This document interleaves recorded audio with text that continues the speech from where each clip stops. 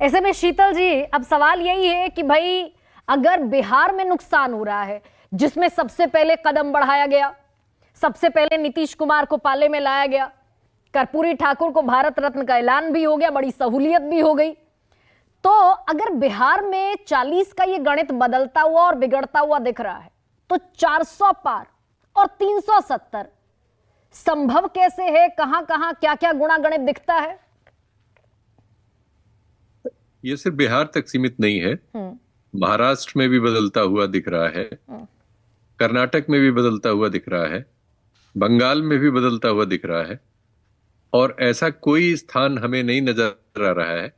तेलंगाना में भी बदलने के ही चांस है, लेकिन तेलंगाना में हम मान लेते हैं कि भारतीय जनता पार्टी के पास और कांग्रेस दोनों के पास कोई ज्यादा सीटें नहीं थी जी। उसमें जो तीसरी पार्टी है उसका बलिदान हो सकता है दोनों तरफ से, लेकिन इसके अलावा कोई जगह नहीं है। जो हमारी गिनती है उसमें कोई स्पेस नहीं है इस धारणा के लिए, जैसी धारणा प्रधानमंत्री जी व्यक्त कर रहे हैं। ये ऐसे ही संभव हो सकता है कि कोई ऐसा जादू हो रहा हो जिसकी अभी हम लोगों ने कल्पना नहीं की है, या जिसके बारे में शगुफे चलते रहते हैं, ऐसी कोई चीज हो तो बात दूसरी है। नहीं, इसको अभी और जो थोड़ा दो सा इलैबोरेट कर दीजिए शीतल जी। मैं कर रहा हूं, अभी 2 सर्वेक्षण आए हैं, एक टाइम्स नाउ ने किया है और एक सी वोटर का है इंडिया टुडे के साथ। दोनों में जो शुरुआती सीट है, एक में तो खैर एक ही फिगर उन्होंने दी है 304 की, दूसरे में 304 से 322 या 324 ऐसी कोई फिगर दी है। तो ये दोनों भी ये साहस नहीं कर सके, जबकि इन लोगों पर ये आरोप रहता है बार बार सभी लोगों का कि ये थोड़ा सा बीजेपी की ओर लीनियंसी रखते हैं, लेकिन इनमें से भी कोई उस संख्या को की पुष्टि करने की सामर्थ्य नहीं रख पा रहा है। जो भी आंकड़े पर काम करेगा उसके लिए ये आसान नहीं है। उसके लिए विजय जी की तरह ये स्वीकार करना पड़ेगा कि बिहार में इस बार जो चुनाव होगा उसमें 40 में 39 सीटें लाना प्रैक्टिकली इम्पॉसिबल है। अब कोई क्योंकि आरजेडी के साथ सिंपैथी वोट जुड़ेगा, इसलिए नहीं, आरजेडी के पास वहां सांगठनिक ढांचा है। पिछली बार जो परिस्थिति थी उस परिस्थिति और इस परिस्थिति में कुछ फर्क आए हैं जो नीतीश कुमार की पर्सनैलिटी को लेकर है, जिसके बारे में उन्होंने इशारा किया कि उनकी पार्टी में इस बार उनको ये उम्मीद है, और उनसे मैं सहमत हूं कि जो भी उन्होंने अभी किया है और जो लगातार वो करते रहे हैं उससे उनकी इमेज नुकसान में गई है, और इसलिए जो सीटें वो लड़ेंगे वो सीटें तुलनात्मक रूप में खतरे में जाएंगी।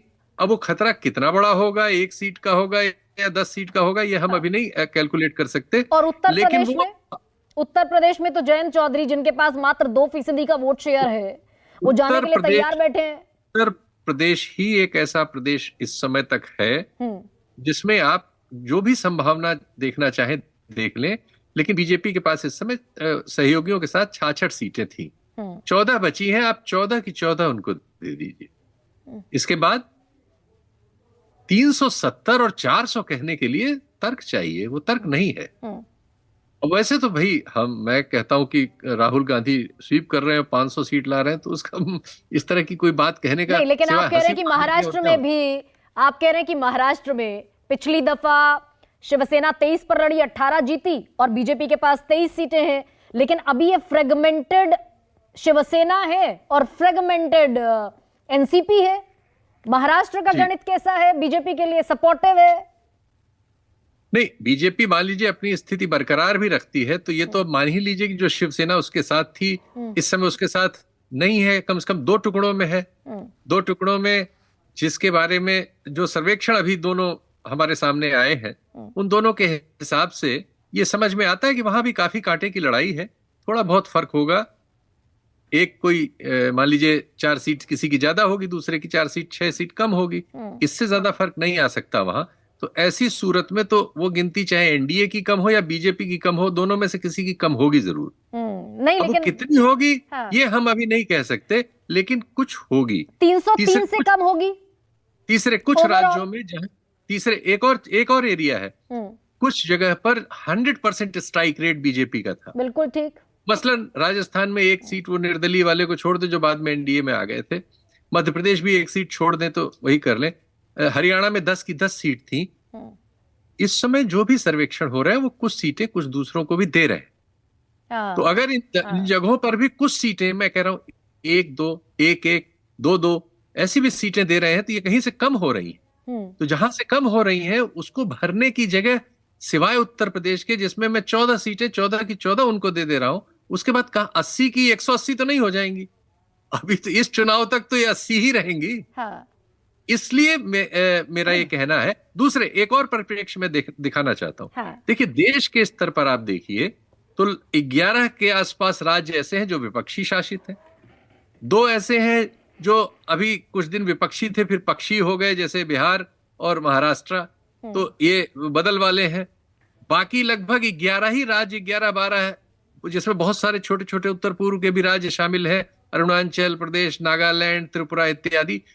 इतने ही बीजेपी के भी पास है। तो देश की आबादी का जो राजनीतिक बंटवारा है वो इतना एक तरफा नहीं है। तो ओवरऑल शीतल जी, ओवरऑल 303 का ये जो गणित है ये डिक्लाइन होगा या थोड़ा और बढ़ेगा बाकी सर्वेस के मुताबिक?